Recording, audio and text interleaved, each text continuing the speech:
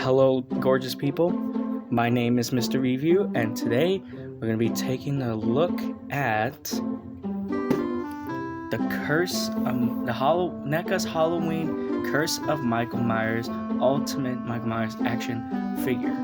Now, I've gone ahead and picked up my Michael Myers on Amazon, but you can go ahead and pick yours up at your local stores, even on the internet. So, guys, without any further ado, let's unbox this guy and review the NECA's Halloween Curse of Michael Myers Ultimate Michael Myers action figure. Boy, try saying that 5 times fast.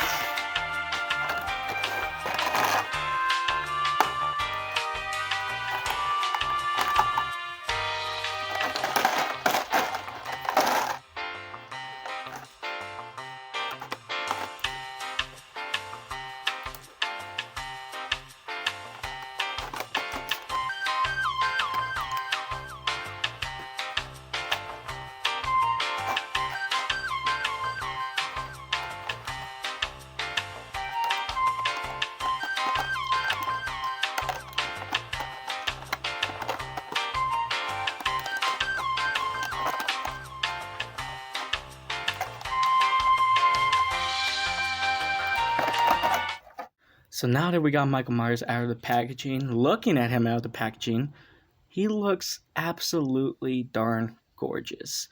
Before, of course, we do take deeper looks and details, we're going to take the gold tape measure. Stop it up to right there. Michael Myers is 7 inches in height. As always, all figures, including with NECA's, is 7 inches. Hold up. Wait a minute. But nonetheless, he is a pretty cool figure.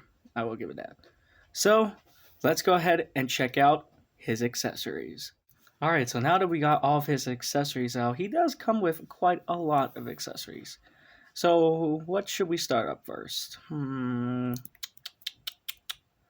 Let's go ahead, we'll start off with the sign, I guess, since it's like the biggest piece of the accessory.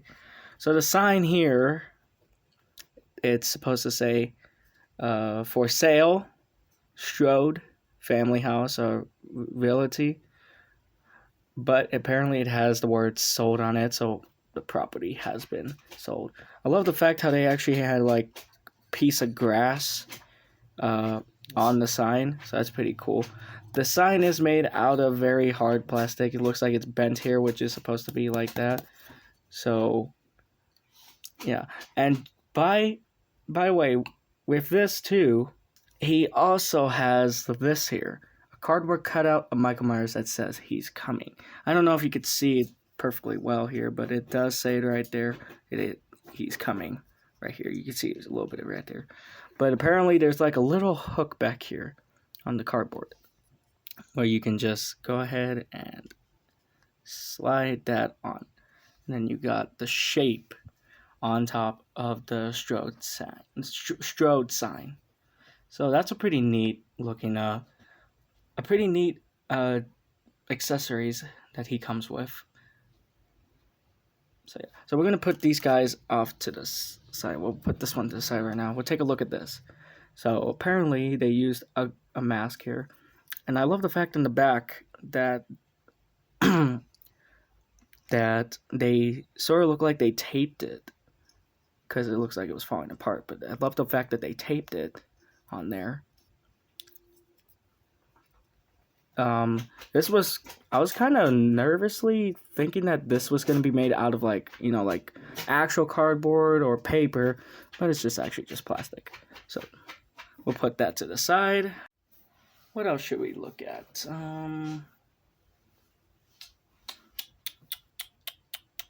Let's look at the hands here. We'll start off with these two. So these two looks to be 2 gripping hands. If we look closely at them, for sure, like right here better, you could see like right here, they added like veins to Michael Myers, just like how they showed in the movie. Anyways, these are two gripping hands here. One can be like for holding the axe, the crowbar, machete, or the knives. So put those over there. Then these two hands here, this one here looks more of like a relaxed gripping hand, whereas this one is another holdable gripping hand. Put those, and then this one here is another gripping hand. One to hold probably like I said, each of the weapons here. As we're talking about weapons, let's just start with the axe. So the axe is painted in a nice, really nice, old, muddy looking rust look. I think there's some little paint there, but I think that's because they probably painted on accident. It's nicely sculpted, nicely painted, and the handle is painted in a nice brown. And I don't think the camera can show it, but there is some wood texture to the handle, so that's pretty cool. Once again, it can fit inside of Michael Myers' hands, which let's see here. Which hand should we do? We'll do it with this one. So we can like go ahead and just slip that straight on through it. And you got Michael Myers holding the hand. We will go ahead and try on the different hands pretty soon, as well as the hands. But yep, that's the axe that they used to kill Deborah Strode. So yeah, we'll put that one to the side. Let's take a look at the crowbar here. Now the crowbar is painted in a rust metalish look to it, whereas some paint has been like washed away. But it is painted in a rust look. Now, I don't know if Michael Myers ever used the crowbar in the film. It's been like a while since I've seen. Actually, it's been a while since I've seen almost any horror film, to be honest with you. I have to go ahead and watch them again. Anyways, the crowbar is nicely sculpted. It's very thin, so be very careful if you do have this figure, because otherwise, if you force it in too much, it's gonna break. See, speaking of, I think this hand here would fit better for the crowbar. There we go. And you'll have Michael Myers holding the crowbar, and it just easily just slips out, easily. So yeah. Anyways, pretty neat accessory to add from Michael. Then he also comes included with a machete, I believe is what it says. It looks like a machete. The machete here has a little bit of like some blood on the edges onto it. So yeah, so a little bit of blood here. It's nicely sculpted and it's very nicely painted in silver here. The handle is brown. And I think, let's see, which hand will fit. I think maybe this hand here. Yeah, there we go. You have Michael Myers holding the machete. So yeah. And then it also comes off easily, once again. So yeah, machete. Not sure where he used it. If you guys know any of the weapons that he used, I only know he used the axe on Deborah Strode. But if you guys know any of these weapons here that Michael has used in the film, please let me know down below in the comment section, because I'm quite curious. Anyways, we'll put that to the side. Then last but not least, we'll take a look at the knives here. So the knives have, again, just plain old simple knives. I am a little kind of disappointed that they didn't give us a bloody knife, because normally in some figures they come with a clean version and then a bloody version. But this one, just two clean knives. But again, the knives are painted in a nice silver color. The handles, I think they're like a brown color with three silver dots on each side. But yeah, slightly disappointed that we can't get a bloody knife. The knife does fit inside of Michael's hand here. Just go ahead and take one of the hands here. Just slide that on through. Then there we go. And again, it comes off easily. So, yeah, slightly disappointing that we can't get a bloody version of the knife. What else can we look at here? We'll take a look at the pumpkin here. Now, the pumpkin is always my favorite part of a Michael Myers figure. Just look at that. Now, I believe this is the pumpkin that was used at the end of the film, where the candle gets blown away. Like, I'm not sure if you could see it, but it's right there. The candle is right in there in the mouth. The pumpkin is nicely sculpted. I love the shadowing effect to it. I love the dirty orange to it. Very, very neat accessory. Always love the pumpkins when it comes to a Michael Myers figure. Let's take a look at the candles here. The candles, I believe the candles were used in the director's cut version of this film. I'm not sure. There's a theatrical and then there's a director's cut. I think it was from the director's cut. But anyways, there's candles here. Candles are nicely sculpted. Love the little flames on top. It's got like these three little stands here to where you can stand them onto a table. If you have like a little mini table, you can stand these up. But yeah, nicely done. And then and he comes with magical stones, which I believe they were used in the 5th film as well. Sadly, we don't have a 5th Michael Myers NECA figure yet. I'm hoping we get one as well as a part 4. But anyways, he does come with magical stones. Very, very, very thin plastic here. Rubbery plastic with the stones together. So yeah. And he comes with syringes. Now the syringes were used to plunge at Michael when I believe Tommy Doyle was plunging them, giving him this green oozing liquid, I believe. But these are pretty cool. Very pointy too. I think the relaxed hand here is mostly to hold the syringes. If I can go ahead and, there we go. Oops. Yeah, there we go. You have Michael holding the syringes. But the syringes themselves, very, very well done. There's about I believe 6 syringes in total together. But all in all, pretty cool accessory to add to Michael. Then he comes included with a flat mask. Now the flat mask, I really just think that the mask was supposed to be flopped like that, if I remember. Not like that, but it doesn't matter. I do love the fact that they did painted the back too, or I mean the left side of Michael Myers' mask. So that's pretty neat that they did that.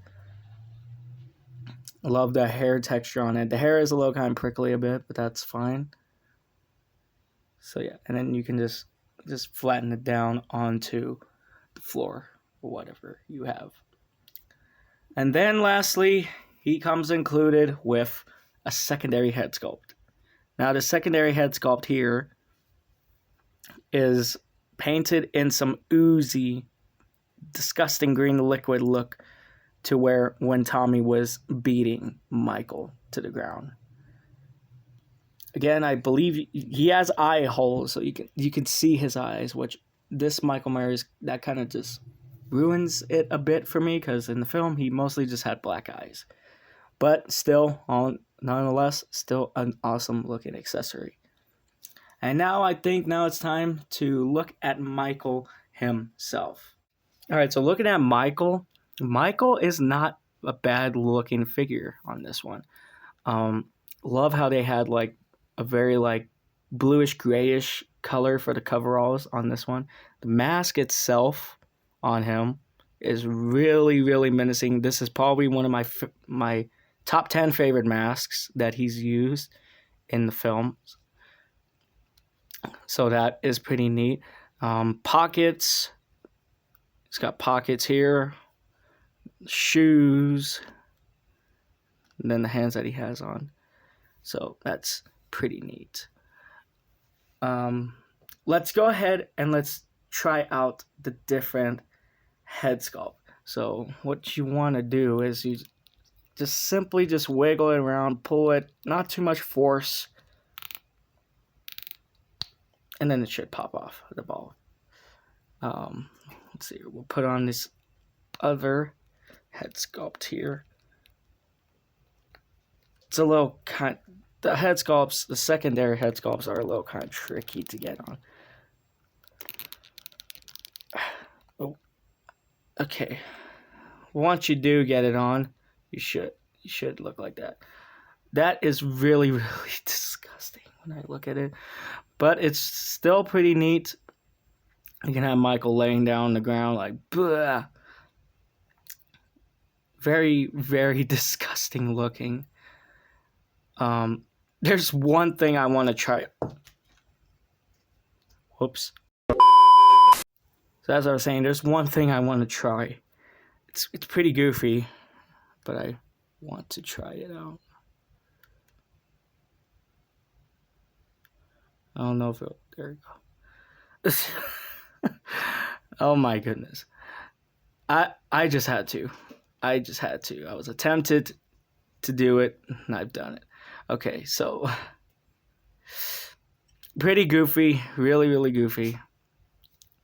All right, let's put back in Michael's original head, which it should go back on pretty easily